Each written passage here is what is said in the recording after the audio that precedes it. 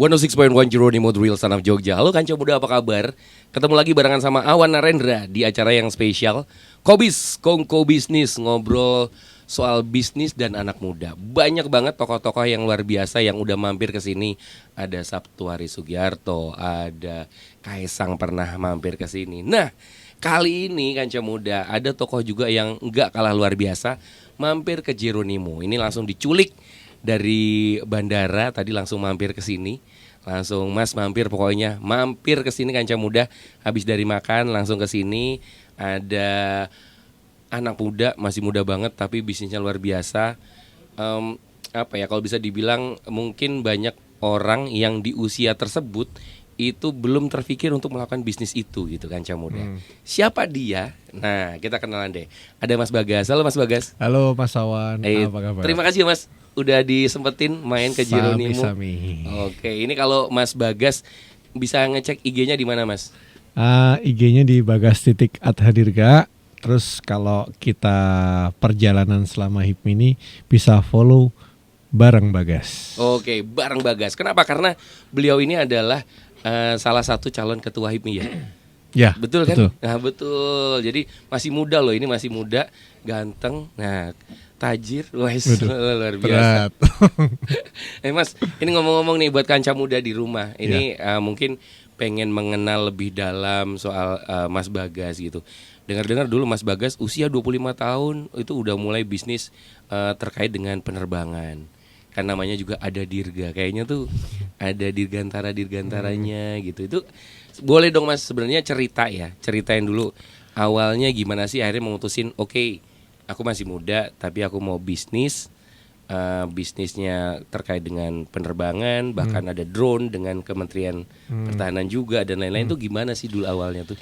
Sebenarnya bukan 25, mulainya 23. Oh, mulainya malah 23 ya? 23. Wih, luar biasa. Itu gimana ceritanya dulu? Jadi ceritanya ini kan saya lulus tuh di Jogja dulu tahun. Orang Jogja loh ini, orang condong Jogja, catur loh ini. SMA 4 saya dulu. Nah, aku bangga nih, kamu bangga Kanca Muda tuh. Alumninya ya. Terus. Nah dulu itu kan biasa lah kalau anak-anak zaman dulu kan kalau lulus, kalau nggak pengen jadi tentara, jadi dokter atau jadi pilot. Nah, bener. Nah itu dah. Kayaknya tuh anak kecil tuh settingannya pilot gitu ya. Nah, kebetulan ayah saya itu angkatan udara. Dulu dia tuh pilot pesawat tempur lah. Oke. Masih dinas dulu kan. Terus saya ya udah cita-citanya nggak jauh-jauh dong, pengen jadi pilot. Kalau nggak masuk tentara. Begitu lulus SMA ternyata nggak kesampaian. Padahal tingginya dapet, ininya dapet, terus nggak kesampaian. Nasibnya nggak kesampaian.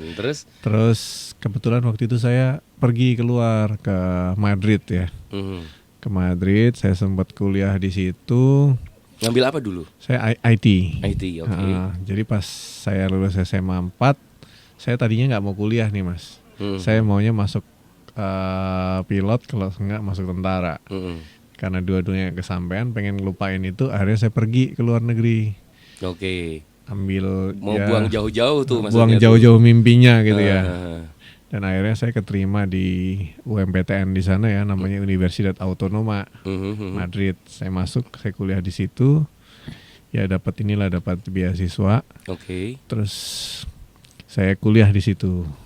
Berjalan 3 tahun. Cuman ternyata saya ini suka banget dunia penerbangan. Kayaknya udah mendarah daging ya. Udah mendarah daging. Tiap hari ngeliatnya F-16 bapaknya gitu kan. Jadi kayaknya udah mendarah daging. Terus. Nah akhirnya saya waktu itu bilang sama orang tua saya, udahlah saya pengen balik aja karena ini jauh dari cita-cita saya. Oke. Pada kaget kan semua. Kayaknya bukan panggilan nih gitu ya. Iya. Nah, terus. Ini anak udah jauh-jauh, susah-susah ke Madrid gitu ya. Ke Madrid, minta pulang lagi, mau ngapain lagi nggak jelas kan. Nonton bola di sana rame. Nonton gitu bola ya. kan. Terus. Akhirnya saya bilang, pengen di Indonesia aja, saya punya mimpi yang pengen saya kerjakan. Udah tahu tuh waktu itu mikir apa tuh? Kira-kira saya udah tahu lah mau ngapain lah. Pokoknya saya oke. mengerjakan tentang dunia dirgantara. Akhirnya saya balik, lanjutin kuliah di Jakarta. Saya memulai usaha saya di bidang penerbangan.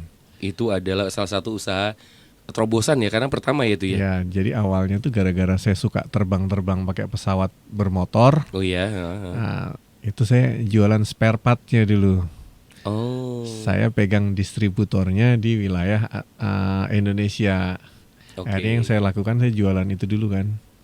Oh, kok ternyata ini ya bisa dijadiin bisnis nih kayaknya.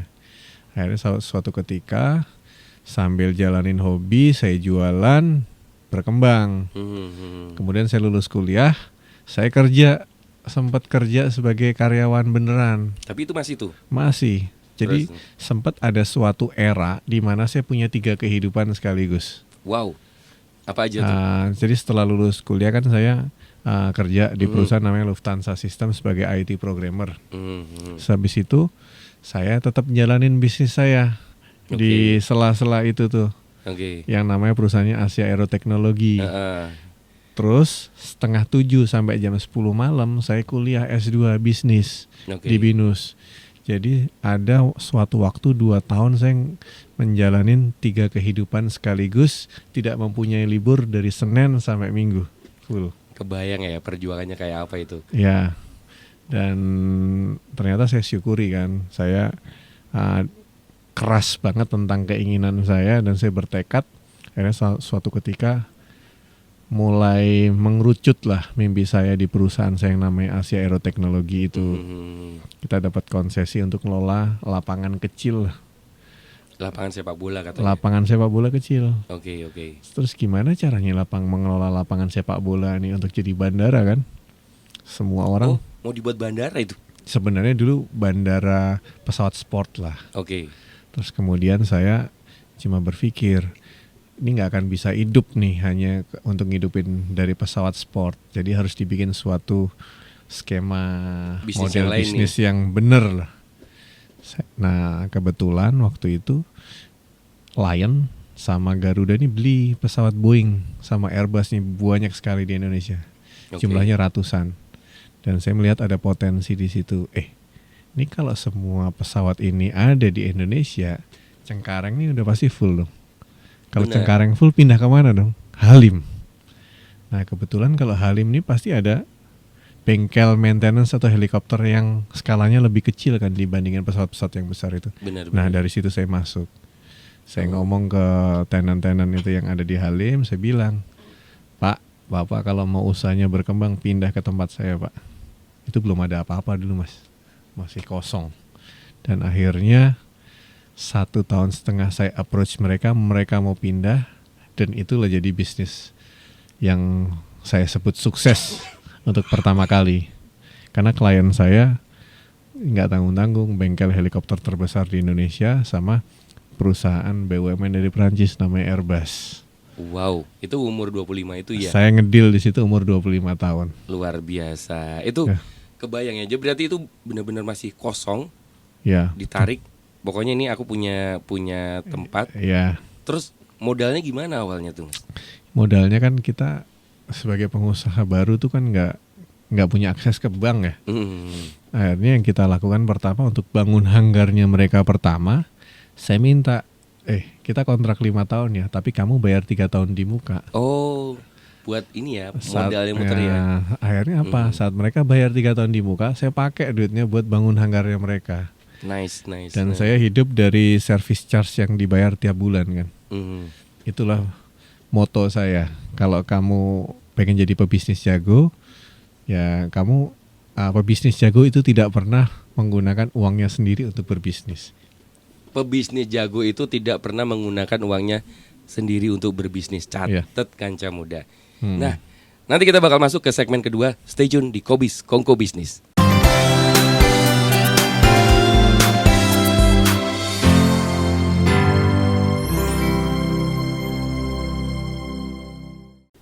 Yes, balik lagi Kanca Muda Jogja di Kobis Kongko Bisnis. Itu tadi salah satu tipsnya. Kalau pebisnis jago tuh jangan pernah pakai duit sendiri untuk modal gitu. Nah, tapi ya kalau dilihat tadi itu akhirnya memulai bisnis itu dari sesuatu hal yang disuka dulu. Kan seneng tuh ya di di pesawat dan lain-lain. Akhirnya memulainya dari circle yang paling dekat ya berarti ya. Betul. Aku tuh punya prinsip gini Mas. Kalau kamu nggak cinta itu nggak usah kamu kerjain Mas. Oh benar. Jadi kalau kita udah cinta akan sesuatu, mau itu rugi, mau itu untung, pasti kamu kerjain. Karena udah seneng ya. Ya, karena udah seneng. Kayak kita jatuh cinta ya. Ya kalau mau misalnya jatuh cinta aja, oh, itu cewek rumahnya misalkan Mas rumahnya di Jakarta Selatan, ceweknya rumahnya di Bekasi, samperin aja kan. Bener. Yang penting cinta. Bener. Nah, Iya sih, tapi ya memang apa namanya butuh mental juga itu kan. Nah itu dulu akhirnya apa sih yang ngebuat berani? Kayaknya bisa deh. Kayaknya jalan deh gitu. Kan itu akhirnya skalanya gede banget itu. kalau dibilang pun saya tidak menduga hasilnya skalanya sebesar itu. Oke. Saya cuma berpikir gimana caranya ini jalan aja dulu kan yang pertama. Tapi ternyata efeknya itu cukup besar. Dan saya berpikir begini Mas, bisnis ini yang pertama dilakukan, yang pertama tuh harus suka dulu. Nah kita punya knowledge juga. Benar. Kalau kita udah cinta, udah suka, pasti kita akan mempelajari semua tentang apa yang sedang kita kerjakan. Iya Ya kan? betul. Jadi A sampai Z tahu. Kayaknya dikulik banget kan kalau kita. Betul. Misalnya suka itu sama tuh. cewek, pasti tahu nama bapaknya siapa, Tanggal lahir nama berapa. ibunya, tanggal lahir mana, dia suka makan coklat kah, minum teh kayak atau apa, pasti tahu. Nah, prinsip itu sebenarnya juga sama. Kalau kita suka, kita pelajarin semua. Dan terus terang memang di bidang penerbangan ini nggak banyak anak muda yang masuk karena memang kompleks. Kebetulan karena saya punya privilege anak angkatan udara yang kebetulan sudah terpapar dengan dunia Dari kecil gitu penerbangan sejak kecil, makanya Lebih ngerti nih gitu ya. constraint-nya lebih enak, lebih gampang. Tapi balik lagi tentang keyakinan diri kita sendiri. Yakin nggak bahwa ini bisa jalan? Nah kalau prinsip saya selalu percaya apa yang saya kerjakan ini pasti jalan. Bener. Banyak loh anak tentara, banyak loh anak pilot, tapi tidak semua berpikir untuk melakukan hal yang sama gitu kan. Karena emang nggak suka gitu kan, mungkin bukan dunianya, kayaknya bisa deh gitu ya. Iya. Tapi terus akhirnya bapak manggilnya apa? Bapak, ibu, Papa saya. Iya. Papa gimana nih? Papa apakah kemudian wah gila nih, ini anakku nyobain nih gimana, atau memang masih membayangkan dulu di awal-awal gitu? Mungkin boleh dikatakan saat saya mulai dulu 95% orang di sekeliling saya bilang berkata tidak. Oh iya. Iya. Bahkan orang terdekat. Iya, bahkan orang tua Itu papa kan udah tahu ya, maksudnya papa kan tentara, pilot, udah ngerti kayaknya ini ada ininya, tetap nggak itu. Mungkin kalau saya hitung papa saya itu baru mengakui saya punya profesi sebagai pengusaha itu setelah 3 atau 4 tahun itu berjalan ya Mas. Oh iya. Ya. Jadi memang tipikal saya ini orang yang kalau dikasih tahu ini nggak bisa, malah saya pengen tahu, membuktikan bahwa itu sebenarnya bisa. Oh, beneran nggak sih gitu? Nah beneran nggak sih ini untuk bisa berjalan? Dan terbukti kan waktu saya mulai memang nggak ada role modelnya di Indonesia, nggak ada yang bikin kayak gini, kayak yang seperti yang sedang saya bikin. Oke. Akhirnya yang saya lakukan, kebetulan waktu itu kita sempat pergi ke Amerika, saya sama papa saya berkesempatan pergi ke event namanya OSCOS Air Venture, tuh kayak air show lah. Oke. Tentang dunia general aviation. Nah dari situ saya belajar sebenarnya, oh ternyata dunia kayak begini bisa hidup loh. Dan akhirnya saya aplikasikan itu di Waktu Indonesia. itu papa belum lihat nih, wah ini peluang nih. Belum. Papa saya kan anak tentara juga, yang saya itu tentara Mas. Oke. Angkatan Darat, polisi militer, papa saya. Ini terahnya terah tentara nih ya gitu. Terah tentara. Terus kita akhirnya turun ke saya kan, gimana caranya? Pasti ditanya kan, kamu mau usaha, modalnya gimana, dari mana, ini dan itu, pertanyaan selalu banyak. Tapi saya selalu bilang, kalau saya punya konsep yang baik, uangnya akan datang ke saya.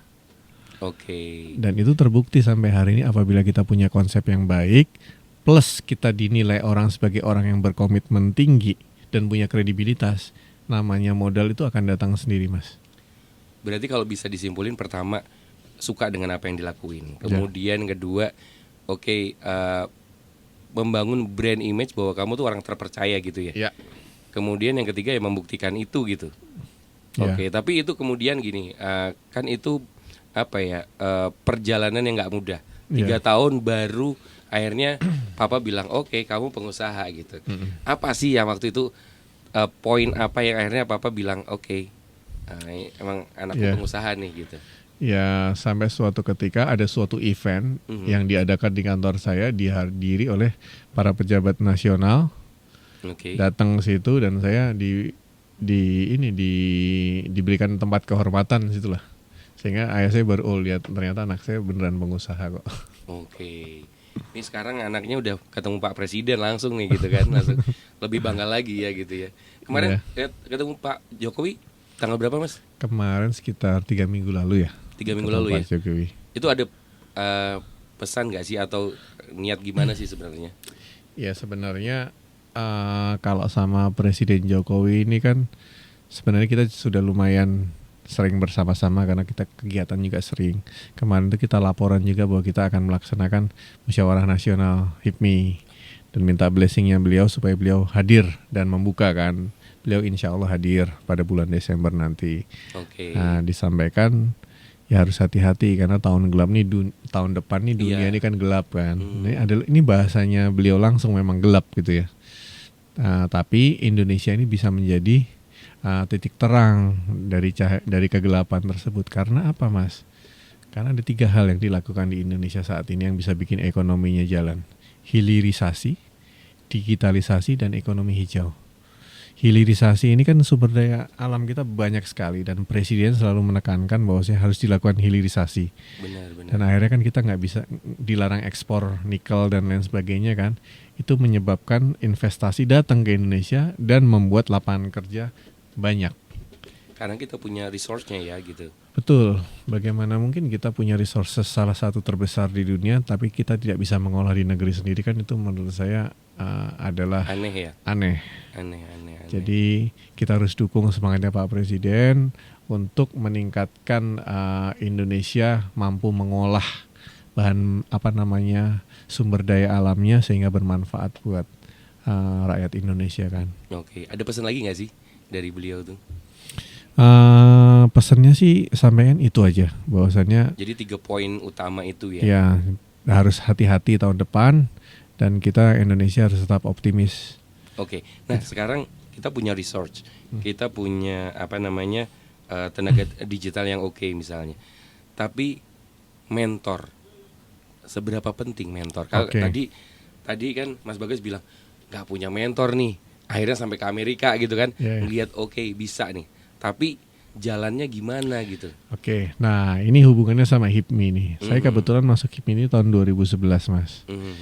Selama 11 tahun saya berHIPMI, saya mengambil 3 hal yang fundamental dari HIPMI sebagai kita seorang pengusaha pemula. Yang pertama itu adalah mentoring. Penting banget ya. Ya, yang kedua adalah networking, yang ketiga adalah financing atau permodalannya kita. Orang kan selalu nanya kalau pengen mulai usaha modal dulu dan salah. Yang pertama kita udah harus tahu konsepnya di gimana. Nah, anak yang baru mulai bisnis, ini kan harus dikasih tahu, bikin bisnis plan bagaimana, bikin marketing plan bagaimana, bikin financial plan bagaimana. Nah, ini dibutuhkan seorang mentor yang sudah pengalaman untuk ngasih tahu. Shortcut ya? Ya, kasih tahu nih, lu mau bisnis ini ya, bisnis radio. Oke, lu harus bikin ini. Oke, akhirnya mereka yang memberikan guidance buat si pengusaha pemula ini supaya nggak nyusruk. Benar. Karena dia sudah punya pengalaman kan si mentor ini. Nah saat ini sudah pegang ini namanya plan, baru kita bukain namanya networkingnya melalui supply and demand. Nah networking itu menciptakan supply and demand. Saat tercipta supply and demand, Mas butuh pasir ya. Aku punya pasir, bisnis plannya aku juga ada. Ya udah dong, kita udah ketemu nih. Udah ada flow di situ ya. Udah ada flow dong. Tinggal gimana cara bikin ini jalan. Yang terakhir baru permodalannya. Permodalannya pun dibuka jadi 2. Yang sudah ramah perbankan sama yang belum bisa masuk perbankan. Karena perbankan tuh punya keterbatasan. Kalau di bawah 2 tahun belum bisa pinjam kredit. Karena belum terpercaya lah istilahnya. Ya, karena dia belum punya track record. Sementara kalau pengusaha pemula gimana punya track record kan? Iya, masih awal-awal malah. Iya. Di awal-awal itu butuhnya gitu ya. Nah, itu makanya kita coba jembatani melalui institusi-institusi yang non perbankan. Mungkin ada angel investor atau mungkin ada apa namanya venture capital yang gunanya buat bantuin startup. Nah, itu sebenarnya 3 konsep itu. Jadi akhirnya sebenarnya ketika kamu Kanca Muda yang ditangkap adalah keberanian ya. Berani dan mencari ekosistem yang mendukung ya. HIPMI salah satunya kan berarti kan. Cari ekosistem yang satu wave, satu frekuensi, yuk bisa lari bareng, ngebut nih. Ya. Kalau misalnya sendiri kayaknya susah juga gitu kan. Susah. HIPMI itu tidak menjamin untuk sukses ya Mas. Aku harus ingetin ke kawan-kawan. Masuk HIPMI itu enggak otomatis Mas jadi orang kaya, orang sukses toh. Enggak sama sekali. Cuman peluang untuk menjadi sukses lebih besar masuk HIPMI. Kenapa? Tadi saya bilang di dalam HIPMI itu ada networking ya kan. Di situ ada mentor-mentor yang cukup sukses, ada senior-senior yang sudah banyak sekali mendapat kepercayaan di publik, baik di pemerintahan maupun di masyarakat. Benar. Nah, otomatis apa Mas? Kalau kata Nabi kan kalau bergaul sama apa namanya tukang parfum, kita jadi wangi kan. Nah, kalau bergaul sama pengusaha sukses lama-lama Mas jadi apa? Pengusaha sukses. Ah, gitu. Oke.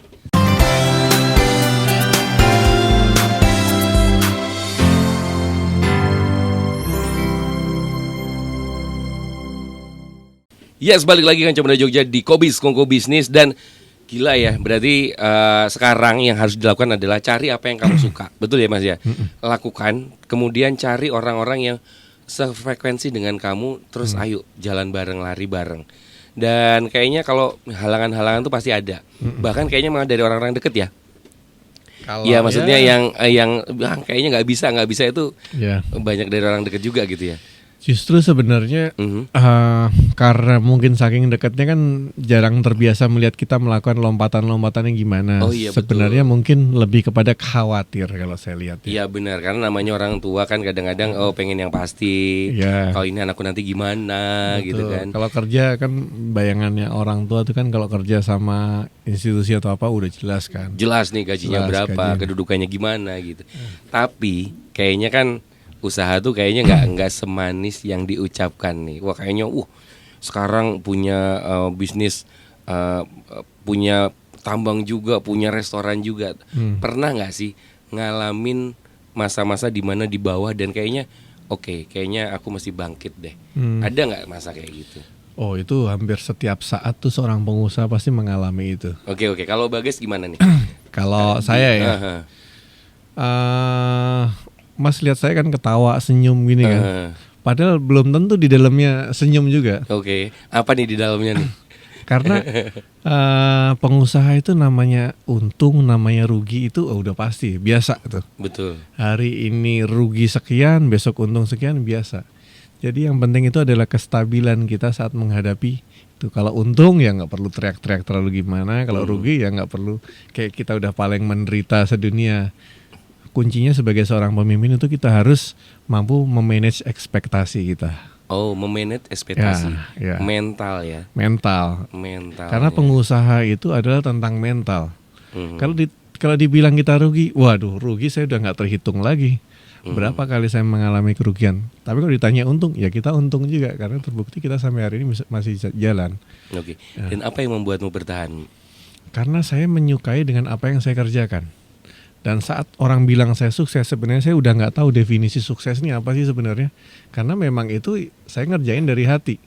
Oh, karena itu yang disuka ya? Iya, jadi saya tidak pernah menaruh limit di hidup saya sukses ini jika batasan seperti apa? Saya nggak pernah taruh seperti itu. Tapi kalau kayak gitu malah bisa lebih tinggi karena kita akhirnya melakukan segala sesuatunya maksimal terus ya? Betul, ini bayangin saya kan anak lahir di Magetan Mas, gedenya juga di Jogja. Bener. Ngelihat ibu kota tuh juga kayaknya wah banget gitu. Wah gimana pas kita pertama kali ke ibu kota. Tapi sekarang setahun bisa keluar masuk istana sampai 5 atau 6 kali. Itu menurut saya udah jauh sekali di luar ekspektasi seorang Bagas yang baru lulus dari SMA 4 dulu. Betul. Cuman kenapa sampai sekarang bisa berkembang dan insya Allah akan terus berkembang? Karena saya tidak pernah membatasi sukses itu apa. Saya cuma melakukan, hari ini saya punya target ini ya, membuat ini. Yaudah, setelah target itu tercapai, saya nggak pernah namanya duduk diem, santai-santai, langsung ini gue udah sukses.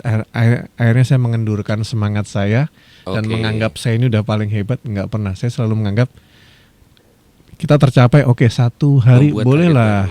Satu hari bolehlah menikmati kesuksesan itu sebentar. Cuman besoknya saya pastikan besok saya akan keringetan lagi untuk cari tantangan baru ke depan, sehingga itu yang membuat kita terus berkembang. Itu juga yang membuat akhirnya punya banyak bisnis sekarang. Ya boleh dikatakan gitu ya, karena seorang Bagas ini mempunyai cita-cita sebenarnya simpel Mas, kayak selang aja kita. Selang air. Nah selang air yang menyirami tanaman di taman kan. Kita siramin rumput, rumputnya subur, kita siramin bunga, bunganya berkembang. Seneng ya? Seneng kan? Seneng. Nah, mereka berkembang semua, selangnya kering nggak? Enggak, basah juga. Nggak akan pernah kering. Jadi seorang pengusaha yang benar, dia akan tetap mengalirkan rezekinya ke sekelilingnya, dan dipastikan dirinya nggak akan pernah kering. Nice ya, nice. Gitu. Akhirnya bermanfaat untuk orang lain juga. Kita juga terberkahi gitu ya. Betul. Tapi ini kan akhirnya berarti karyawan udah berapa banyak nih? Total karyawan saya berapa ya? Sekitar 400-500an ya. 400-500 dan di titik mana sih sampai akhirnya dulu kan usahanya pertama soal penerbangan tadi. Kemudian berkembang. Nah, sampai titik mana akhirnya mutusin gue buka usaha lagi yang baru nih. Aku tak buka yang ini, aku buka lagi. Itu pada saat seperti apa? Aku tak masuk pertambangan. Aku pada saat seperti apa? Kita udah mulai bisa diversifikasi usaha tuh saat gimana? Sebenarnya usaha yang benar ini kita konsen di satu hal, buat satu lingkarannya utuh dulu. Saya bilang satu lingkaran yang utuh. Lingkaran utuh. Contoh di penerbangan. Saya punya bisnis bandara. Bandaranya udah established. Yang saya lakukan kalau nyerempet bisnis bandara ini apa sih? Ground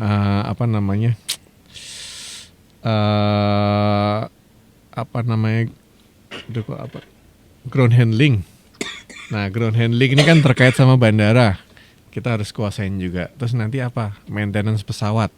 Kita ambil juga maintenance pesawat, habis itu operator pesawat. Nah, kalau saya udah berhasil buat satu lingkaran utuh itu, baru saya mulai usaha lainnya. Dan makanya banyak usaha lainnya ini karena satu lingkarannya udah utuh. Dan apabila saya sudah berhasil menemukan suksesor kan.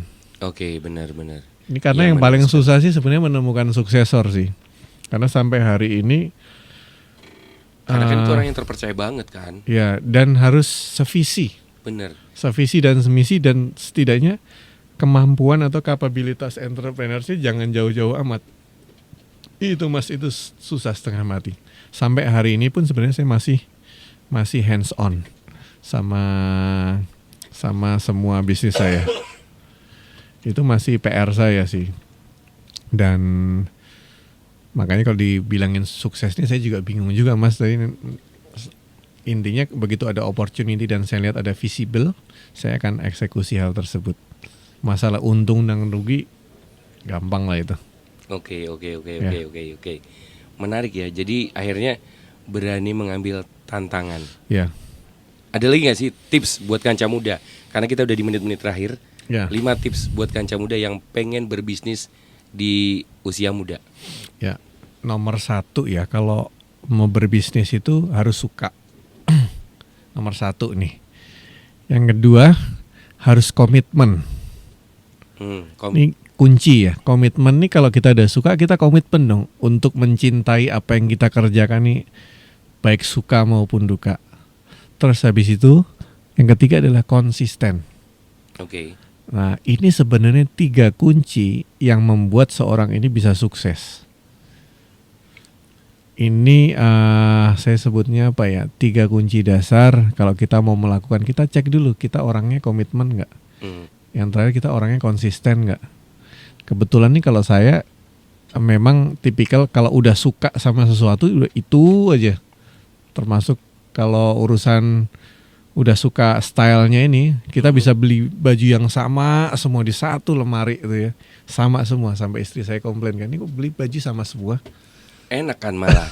Nggak usah mikirin besok mau pakai baju apa gitu. Ya, itu yang saya sebut 3 kunci dasar yang harus dimiliki seorang pengusaha.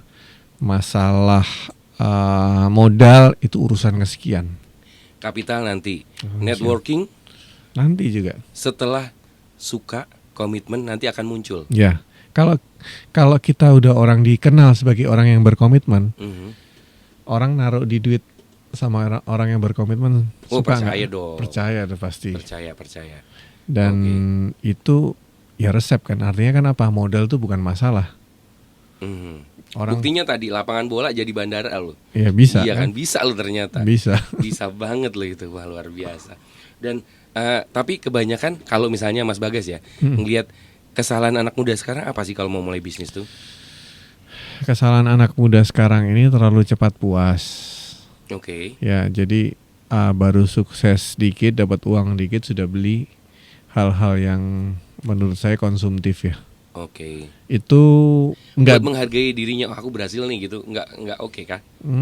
ya boleh juga, cuman harus jangan sampai besar pasak daripada tiang. Oke.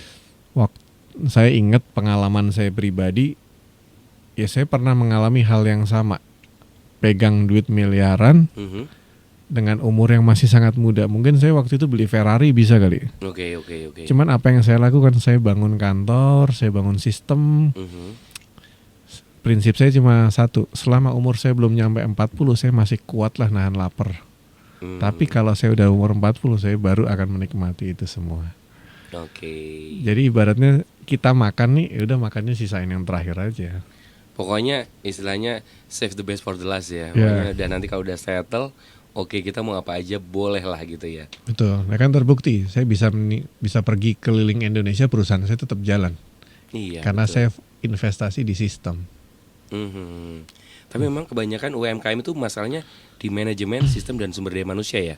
Ya, UMKM ini banyak yang bagus-bagus sih sekarang saya lihat.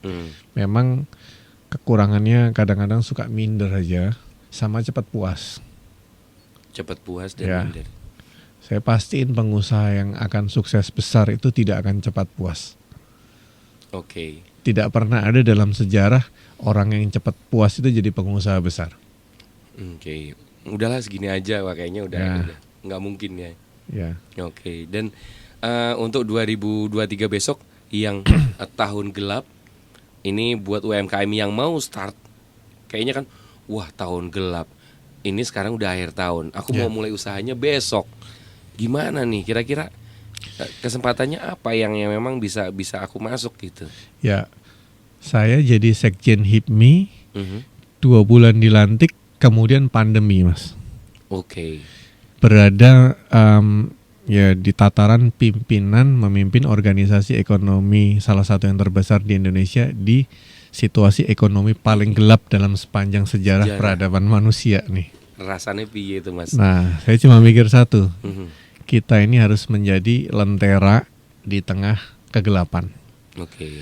Jadi waktu ngalamin pandemi pertama yang saya lakukan pertama adalah, kalau teman-teman ini punya kredit, ini kan langsung bisa berantakan nih, nggak bisa bayar, terus call-nya di bank tuh jadi buruk, sehingga akan terjadi, saya sebutnya apa ya, krisis moneter besar-besaran.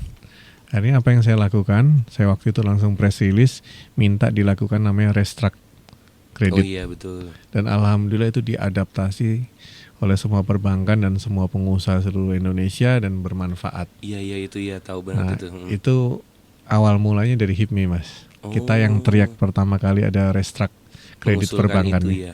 Kita dipanggil BI, dipanggil OJK, kita kasih tahu pandangannya begini. Akhirnya diterima usulannya sama pemerintah, keluarlah POJK nomor, saya lupa nomor berapa.